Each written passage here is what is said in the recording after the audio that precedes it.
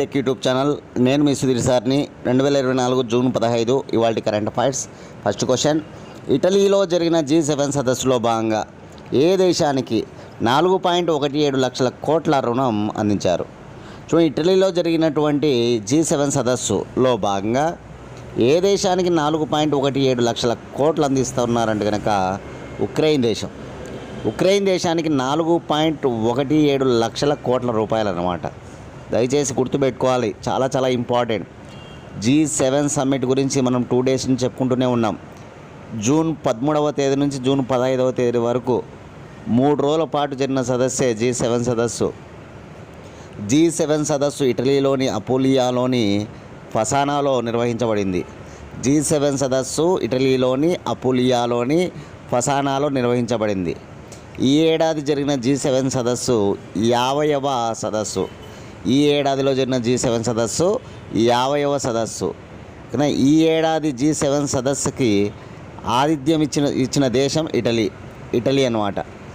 ఈ ఏడాది జరిగిన G7 సదస్సుకు అధ్యక్షత వహించింది ఎవరంటే కనుక ఇటలీ ప్రధానమంత్రి జార్జియో మెలోని. అదేవిధంగా G7 సదస్సుకు ప్రత్యేక ఆహ్వానం అందుకున్న దేశాలు, హాజరైన దేశాలు 12 దేశాలు అన్నమాట.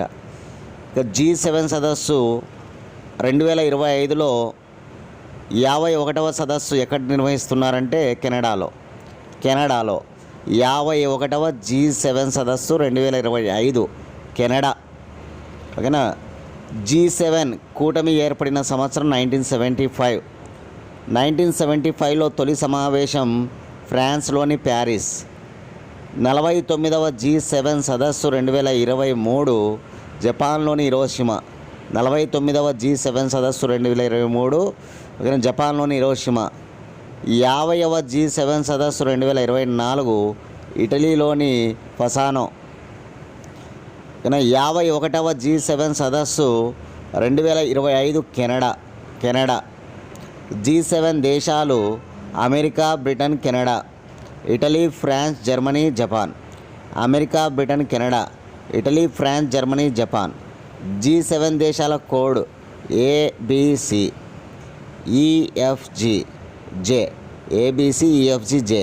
America, Britain, Canada, Italy, France, Germany, Japan అన్నమాట. ఇక G7 దేశాలకు హాజరైనటువంటి G7 కూటమిలో లేని దేశాలు ఈసారి మన ఇండియా ఒకటి. మన ఇండియా తరపున ప్రధానమంత్రి నరేంద్ర మోడీ హాజరు కావడం జరిగింది. అదేవిధంగా రష్యా ఉక్రెయిన్ మధ్య యుద్ధం జరుగుతుంది. ఉక్రెయిన్ ఆహ్వానం అందుకుందనమాట. ఈ ఉక్రెయిన్కి 4.17 లక్షల కోట్ల రూపాయలు అందించున్నారనమాట. రష్యా దేశం నుంచి జప్తు చేసిన ఆస్తుల నుంచి దీన్ని వాళ్ళకి అందించున్నారు. ఏ దేశం నుంచి?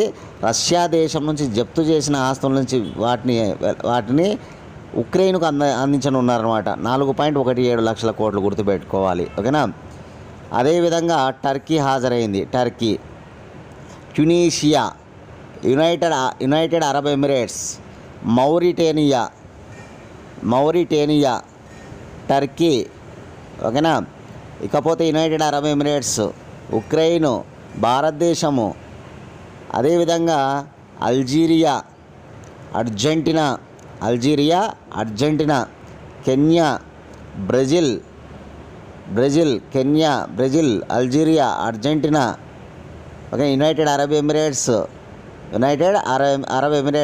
Mauritania, Ukraine.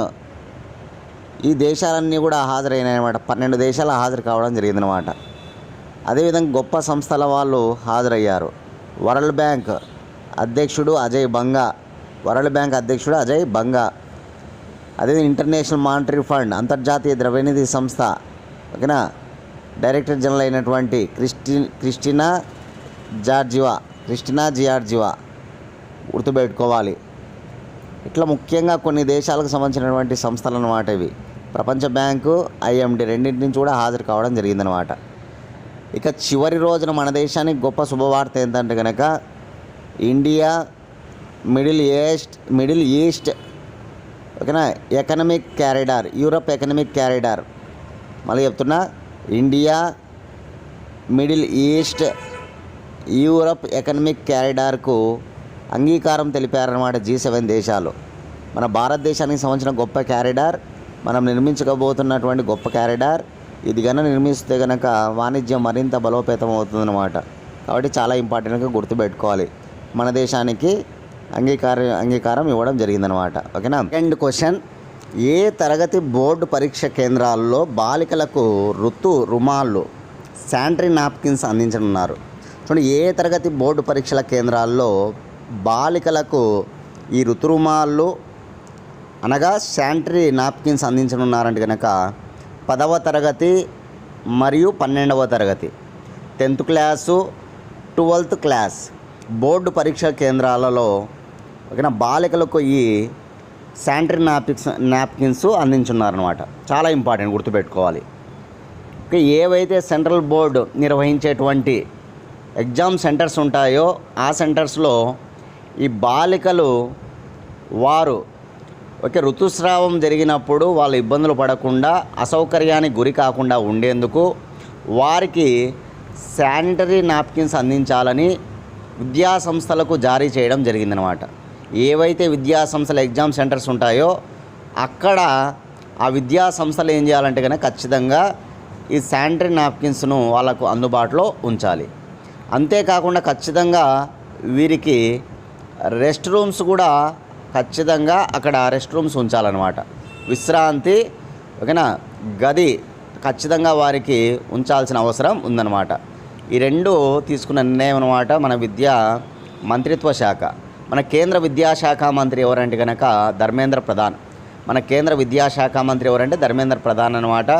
కేంద్రం నుంచి విద్యా సంస్థలకు ఓకేనా ఇది జారీ చేయడం జరిగిందనమాట. గుర్తుపెట్టుకోవాలి.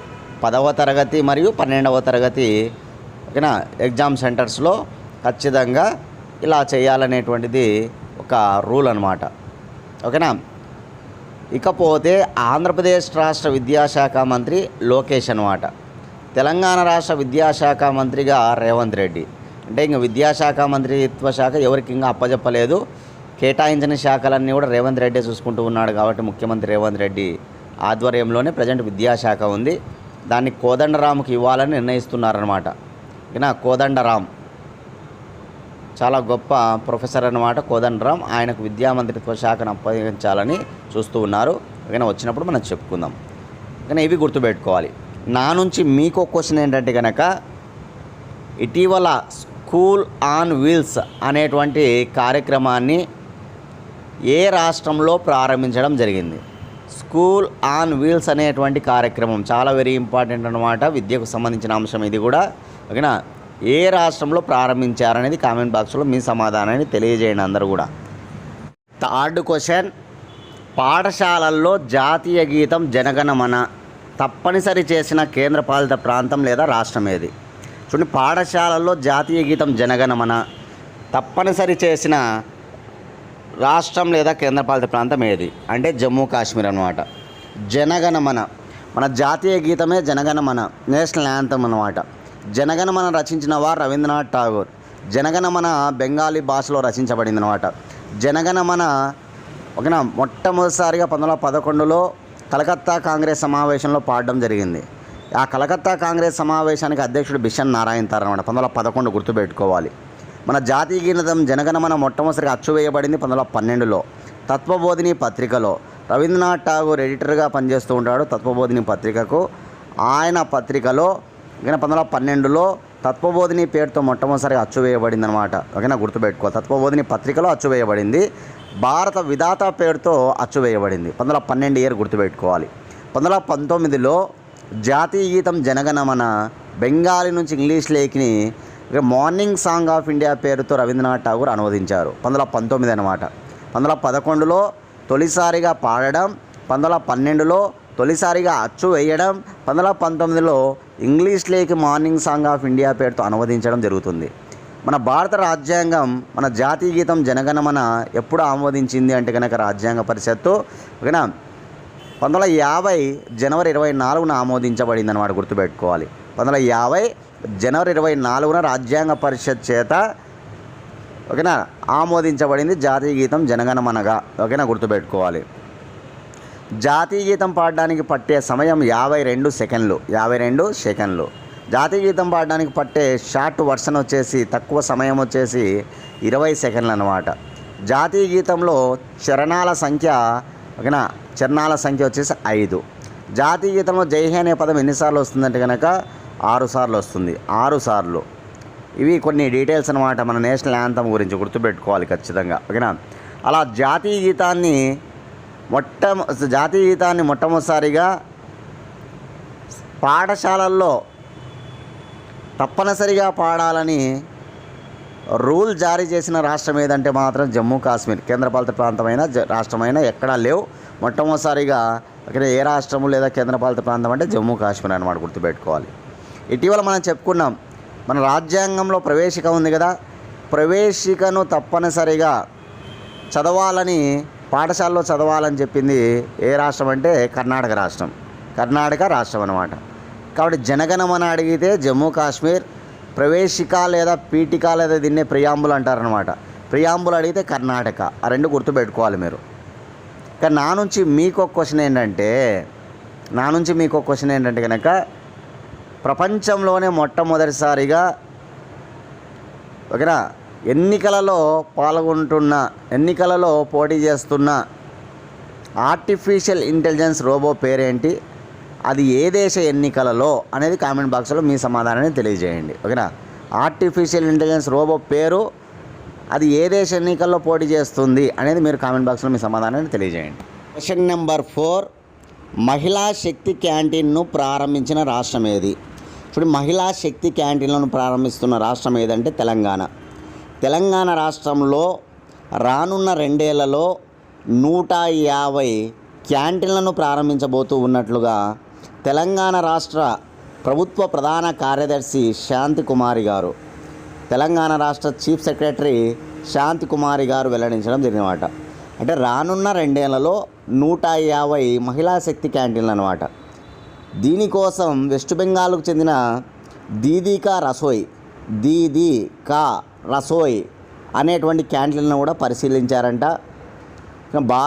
భారతదేశంలో మహిళా సాధికారిత అనేటువంటిది చాలా ఇంపార్టెంట్గా అన్ని రాష్ట్ర ప్రభుత్వాలు పనిచేస్తున్నాయి. దానిలో భాగంగా తెలంగాణలో కూడా అక్కడ ఉన్నటువంటి మహిళలను ఆర్థికంగా బలోపేతం చేసేందుకు ఈ నిర్ణయం తీసుకోవడం జరిగిందనమాట. ఏవైతే ఇక్కడ మహిళా సంఘాలు ఉంటాయో వారికి ఈ బాధ్యతను అప్పగించనున్నాయన్నమాట. ఇక మహిళా సంఘాలకు ఈ బాధ్యతను అప్పగించనున్నాయన్నమాట. ఇక ఎక్కడైతే బస్ స్టాండ్లు కావచ్చు, ప్రభుత్వ కార్యాలయాలు, కలెక్టరేట్లు, ఇట్లాంటి రద్దీ గల ప్రదేశాలు ఏవైతే ఉంటాయో అక్కడ ఈ మహిళా క్యాంటీన్లను మహిళా శక్తి క్యాంటీన్ల పేరుతో ఏర్పాటు చేయనున్నారన్నమాట. గుర్తుపెట్టుకోవాలి, చాలా ఇంపార్టెంట్ ఓకేనా, చాలా ఇంపార్టెంట్.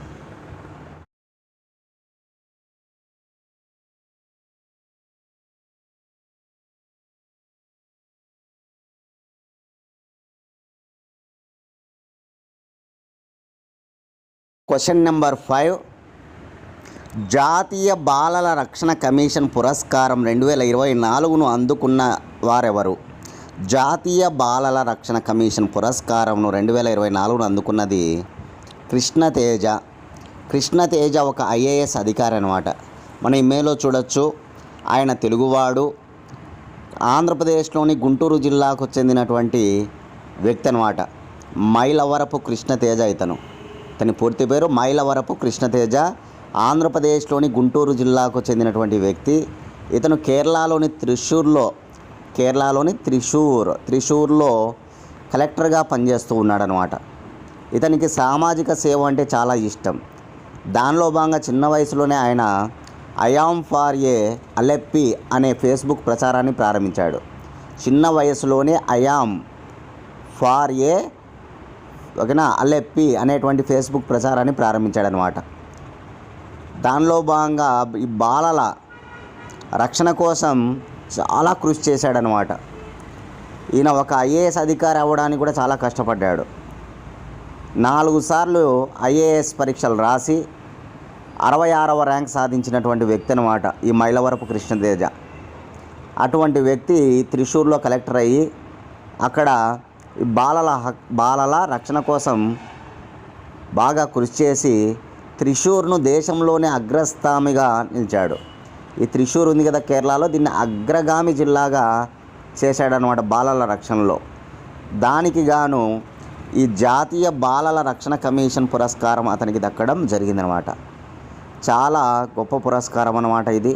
ఓకేనా, మన తెలుగువాడికి అందడం, మన తెలుగువాడు ఇతర రాష్ట్రాల్లో కలెక్టర్గా పనిచేస్తూ ఉండడం, ఓకేనా అనేది మనం ఇక్కడ గమనించుకొని ఓకేనా చదువుకోవాలి. చాలా చాలా ఇంపార్టెంట్ అనమాట. ఓకేనా, రైట్.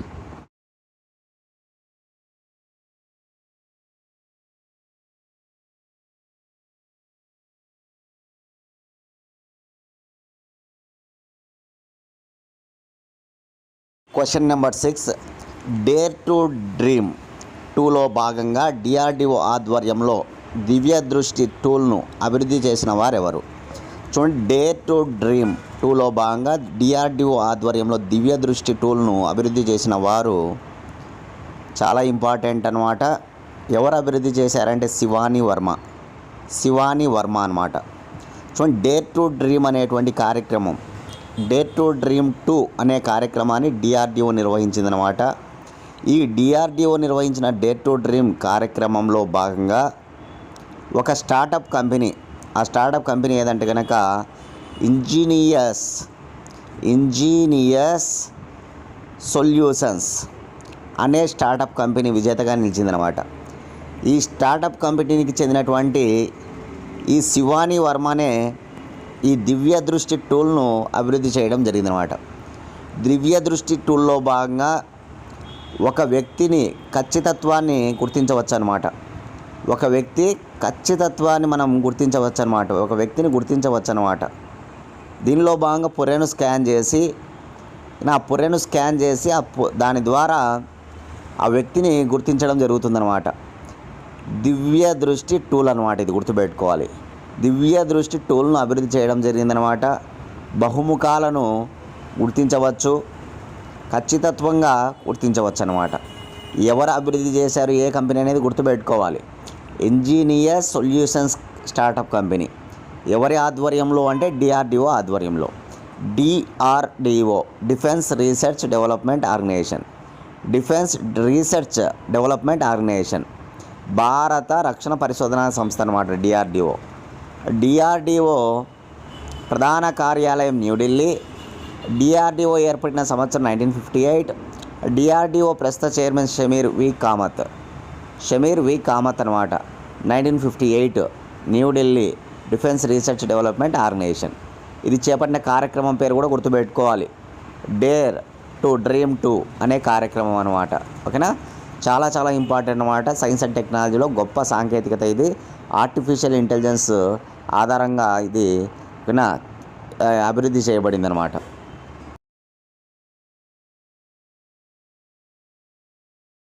సెవెంత్ క్వశ్చన్, తెలంగాణలోని రీజనల్ రింగ్ రోడ్డు పొడవును 340 కిలోమీటర్ల నుండి ఎంతకు పెంచారు? తెలంగాణలోని రీజనల్ రింగ్ రోడ్డు పొడవును 340 కిలోమీటర్ల నుంచి 350 కిలోమీటర్లకు పెంచడం జరిగిందనమాట. 340 కిలోమీటర్ల నుంచి ఎంతకు పెంచారు అంటే 350 కిలోమీటర్లు ప్రజెంట్ గుర్తుపెట్టుకోవాలి. ఓకే, ఈ రీజనల్ రింగ్ రోడ్ అనేది ఉత్తర భాగము, దక్షిణ భాగం అని 2 భాగాలుగా ఉంటుంది. ఉత్తర భాగం 161 కిలోమీటర్లు, 161 కిలోమీటర్స్ అనమాట. దక్షిణ భాగం 189 కిలోమీటర్లు, 189 కిలోమీటర్స్ గుర్తుపెట్టుకోవాలి. ఉత్తర భాగం ఏ ప్రాంతాలు అంటే సంగారెడ్డి. ఓకేనా, ఉత్తర భాగం రాసుకోవాలి ఏ ప్రాంతాలతో ఉందనేది. సంగారెడ్డి ఓకేనా. నెక్స్ట్ తుఫ్రాన్, గజ్వేల్, జగదీష్పూర్, భువనగిరి ఓకేనా, చౌటప్పల్. మళ్ళీ చెప్తున్నా, సంగారెడ్డి, నర్సాపూర్, తుఫ్రాన్, గజ్వేల్, జగదీష్పూర్, భువనగిరి, చౌటప్పల్ అనమాట. ఇక దక్షిణ భాగం నోట్ చేసుకోవాలి, చౌటప్పల్ నుంచి ప్రారంభించబడుతుంది. ఉత్తర భాగం చౌటప్పల్తో ఎండ్ అయితే దక్షిణ భాగం చౌటప్పల్తో ప్రారంభించబడుతుంది అన్నమాట. చౌటప్పల్, షాద్ నగర్, అదేవిధంగా సంగారెడ్డి, చౌటప్పలు, సాద్నగర్, ఓకేనా, సంగారెడ్డి. ఇది దక్షిణ భాగం అన్నమాట. చాలా ఇంపార్టెంట్గా ఈ ప్రాంతాలు నోట్ చేసుకోండి అందరూ కూడా. ఉత్తర భాగం 161 కిలోమీటర్లు, దక్షిణ భాగం 189 కిలోమీటర్లు, మొత్తం 350 కిలోమీటర్లు అన్నమాట. రీజనల్ రింగ్ రోడ్, ప్రాంతీయ రింగ్ రోడ్ అనమాట. ఇకపోతే చాలా ఇంపార్టెంట్గా జూన్ 2 తెలంగాణ రాష్ట్ర దినోత్సవం, జూన్ 2 అనమాట. ఆ రోజున తెలంగాణ ముఖ్యమంత్రి రేవంత్ రెడ్డి గారు హైదరాబాద్లోని పేరేడ్ గ్రౌండ్స్లో దశాబ్ది ఉత్సవాల్లో భాగంగా 10 ఏళ్ళు అయింది కదా తెలంగాణ ఏర్పడి, దశాబ్ది ఉత్సవాలు జరిగాయి ఈ ఏడాది. దానిలో భాగంగా ఆయన తెలంగాణ ప్రాంతాన్ని 3 జోన్లుగా విభజించబోతున్నట్లు చెప్పాడు. ఆ 3 జోన్లు ఏవనేది కూడా నేను చెప్పా. జూన్ 2వ తారీఖున మీరు చూస్తే దాంట్లో కనిపిస్తుంది అనమాట. ఓకేనా, ఆ 3 జోన్లు ఎక్కడి నుంచి ఎక్కడి వరకు ఉన్నాయనేది కామెంట్ బాక్స్లో మీ సమాధానాన్ని తెలియజేయండి. ఓకేనా, అర్బన్ జోన్ అనేది ఒకటి, urban Telangana. Sub urban zone అనేది ఒకటి, ఒక సబ్ అర్బన్ జోన్, ఒక సబ్ అర్బన్ తెలంగాణ. 3 గ్రామీణ తెలంగాణ, రూరల్ తెలంగాణ అనేది ఒకటి. అర్బన్ తెలంగాణ ఎక్కడి నుంచి ఎక్కడి వరకు, సబ్ అర్బన్ తెలంగాణ ఎక్కడి నుంచి ఎక్కడి వరకు, గ్రామీణ తెలంగాణ ఎక్కడి నుంచి ఎక్కడి వరకు అనేది కామెంట్ బాక్స్లో మీ సమాధానం తెలియజేయండి దయచేసి. తెలియని వాళ్ళు 2024 జూన్ 2వ తారీఖున ఉన్న క్లాసు మీరు చూస్తే కనుక అర్థమవుతుందన్నమాట.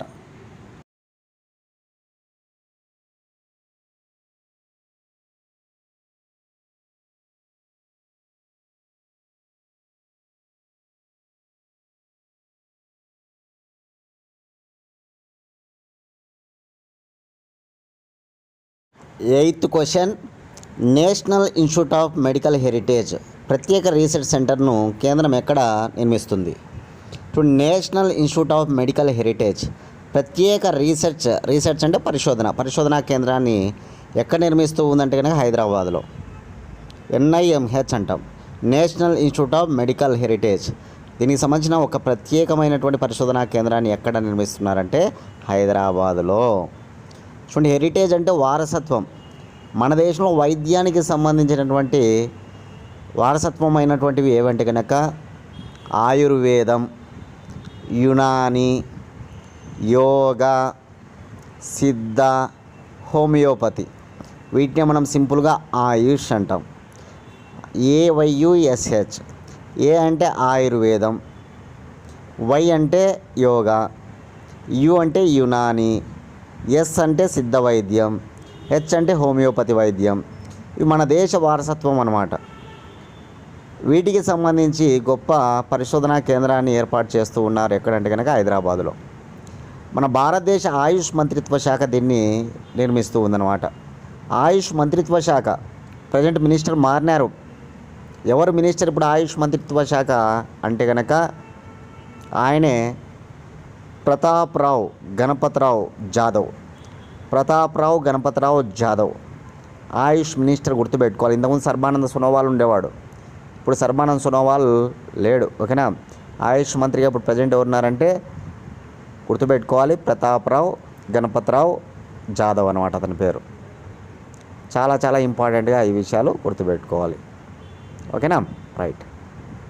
ఇట్లా వైద్యం అనమాట, వైద్యానికి సంబంధించిన విషయాలు ఇవన్నీ కూడా, ఆరోగ్యానికి సంబంధించిన విషయాలు. కేంద్ర ఆరోగ్య మంత్రి ఇప్పుడు ఎవరంటే కనుక JP నడ్డా. కేంద్ర ఆరోగ్య మంత్రిగా ఇప్పుడు ఎవరున్నారంటే JP నడ్డా అనమాట. ఆంధ్రప్రదేశ్ ఆరోగ్య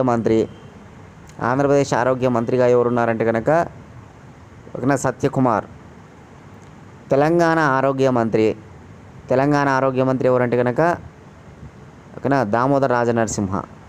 ఇవి గుర్తుపెట్టుకోవాలి. తెలంగాణలో ఇప్పుడు మనం ఈరోజు కొన్ని 2 విషయాలు చెప్పుకున్నాం చాలా ఇంపార్టెంట్గా. ఓకేనా, అవన్నీ కూడా తెలంగాణకు సంబంధించి సెంట్రల్కి సంబంధించిన ఎగ్జామ్స్ కూడా ఇంపార్టెంటే. ఎందుకంటే ఇది ఆయుష్ మంత్రిత్వ శాఖ కేంద్ర ప్రభుత్వం ప్రారంభిస్తున్నటువంటిది కాబట్టి ఎక్కడ అంటే హైదరాబాద్ నగరం అని మైండ్లో పెట్టుకోవాలి అందరూ కూడా. తెలంగాణ ముఖ్యమంత్రి రేవంత్ రెడ్డి, తెలంగాణ రాష్ట్ర గవర్నర్ CP రాధాకృష్ణన్, తెలంగాణ ఉప ముఖ్యమంత్రి మల్లు భట్టి విక్రమార్క, తెలంగాణ DGP ఎవరంటే రవి గుప్తా, తెలంగాణ APPSC చైర్మన్ ఎవరు అంటే మహేందర్ రెడ్డి, మహేందర్ రెడ్డి. ఓకేనా, ఇట్లా తెలంగాణకు సంబంధించిన కొన్ని ఇంపార్టెంట్ విషయాలు ఎవరెవరు కొత్తగా బాధ్యతలు స్వీకరించారో అవన్నీ కూడా చూసుకొని చదువుకుంటూ రావాలి. 9th క్వశ్చన్, 19 టన్నుల సహాయ సామగ్రిని భారతదేశం ఏ దేశానికి సహాయంగా అందించినది? 19 టన్నుల సహాయ సామగ్రిని భారతదేశం పపువా న్యూగినియాకు అందించింది. ఎందుకు పపువా న్యూగినియాకు అందించిందంటే ఇటీవల మనం చెప్పుకున్నాం. పపువా న్యూగినియాలో కొండ చర్యలు విరిగిపడి దాదాపు 2000 మంది శిథిలమైపోయారన్నమాట. కొండ చర్యలు విరిగిపడి 2000 మంది చనిపోవడం జరిగింది. ఓకేనా, ఆ రాళ్ళల్లో ఓకేనా ఆ కొండ చర్యల్లో భాగంగా వాళ్ళు శిథిలమైపోయారనమాట. 2000 మంది పైమాటే చెప్పాలంటే. చాలా ఇంపార్టెంట్గా ఇటీవల జరిగిన గొప్ప డిజాస్టర్ అన్నమాట ఇది. ఓకేనా, కాబట్టి పపువా న్యూగినియా అనగానే ఇటీవల కొండ చర్యలు విరిగిపడి చాలామంది చనిపోయారనే విషయాన్ని ముందు గుర్తుపెట్టుకుంటే మన భారతదేశం ఇటువంటి డిజాస్టర్స్ వచ్చినప్పుడు వేరే దేశాలకు కూడా సహాయం చేస్తూ ఉండడం మనం చూస్తూ ఉంటాం. కాబట్టి ఇప్పుడు 12 టన్నుల సహాయ సామగ్రిని ఈ పపువా న్యూగినియాకు అందించడం జరిగింది భారత ప్రభుత్వం. పపువా న్యూగినియా రాజధాని పోర్ట్ మెర్స్బీ.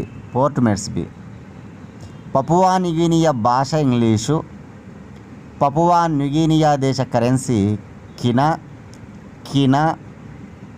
పపువా న్యూగినియా దేశ ప్రధానమంత్రి జేమ్స్ మరాపే. పోయిన ఏడాది నరేంద్ర మోడీ పపువా న్యూగినియా కూడా వెళ్ళాడు 2023లో. ఆ పపువా న్యూగినియా దేశ అత్యున్నత పురస్కారమైనటువంటి ఆర్డర్ ఆఫ్ లొగోహు.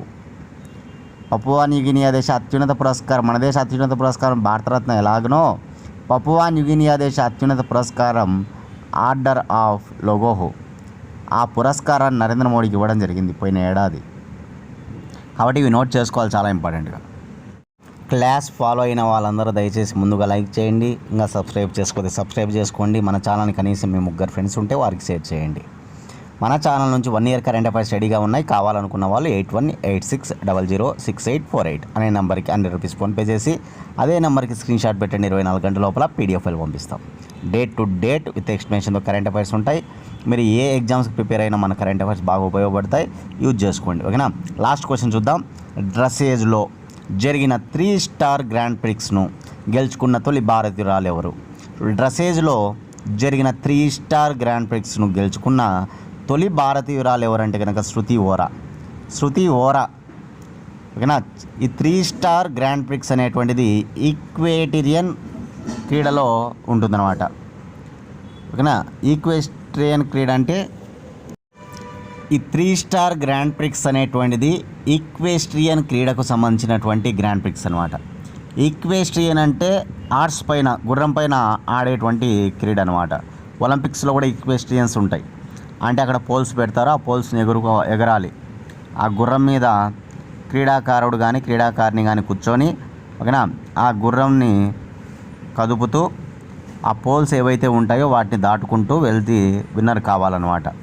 అట్లా ఈక్వేస్ట్రియన్ అనే క్రీడ ఉంటుందన్నమాట. దాంట్లో గ్రాండ్ ప్రిక్స్ ఉంటాయి. 3 స్టార్ గ్రాండ్ ప్రిక్స్ అనేటువంటిది ఉంటుందన్నమాట. దీన్ని గెలుచుకోవడం జరిగింది. ఇది ఎక్కడ జరిగింది? డ్రెస్సేజ్లో జరిగిన 3 స్టార్ గ్రాండ్ ప్రిక్స్ను గెలుచుకున్న మొట్టమొదటి భారతీయురాలుగా రికార్డ్ అనమాట. ఎవరంటే శృతి ఓరా. చూడండి, ఇక్కడ ఆప్షన్స్ ఉన్నాయి. సురేఖ యాదవ్ పేరు, దివ్యా దేశ్ముఖ్ అని, జ్యోతి విజ్ అని, శృతి ఓరా అని. సురేఖ యాదవ్ అంటే మనందరికీ తెలుసు. వందే భారత్ ట్రైన్ ఏదైతే ఉందో అత్యంత వేగవంతమైన రైలు, దానిని ఓకేనా నడిపిన మొట్టమొదటి మహిళా లోకో పైలట్ ఎవరంటే సురేఖ యాదవ్. నరేంద్ర మోడీ ప్రమాణ స్వీకారాన్ని కొంతమందిని ఆహ్వానించడం జరిగిందనమాట. అలా సురేఖ యాదవ్ను వందే భారత్ ట్రైన్ నడిపిన మొదటి మహిళా లోకో పైలట్ సురేఖ యాదవ్ను నరేంద్ర మోడీ ప్రమాణ స్వీకారానికి జూన్ 9వ తారీఖున ఓకేనా ఆహ్వానించడం జరిగిందనమాట సురేఖ యాదవ్. అదేవిధంగా దివ్యా దేశ్ముఖ్ గురించి ఇటీవల చెప్పుకున్నాం. దివ్యా దేశ్ముఖ్ ఎవరు ఈమె? కామెంట్ బాక్స్లో మీ సమాధానాన్ని తెలియజేయండి. దివ్యా దేశ్ముఖ్ నేను క్లాస్ చెప్పాను, నిన్నటి క్లాస్లో కానీ మొన్నటి క్లాస్లో 2 days బ్యాక్ చెప్పాను అనమాట. కాబట్టి దివ్యా దేశ్ముఖ్ ఈరోజు వార్తల్లో ఉంది. కాబట్టి ఇంపార్టెంట్ ఎవరనేది కామెంట్ బాక్స్లో మీ సమాధానాన్ని తెలియజేయండి. జ్యోతి విజ్ ఎవరంటే కనుక FICCI, federation of Indian chambers industry and commerce. FICCI అంటారనమాట. ఫిక్కీకి ఇటీవల చైర్మన్గా నియమించబడింది ఎవరంటే జ్యోతి విజ్ అనమాట. జ్యోతి విజ్.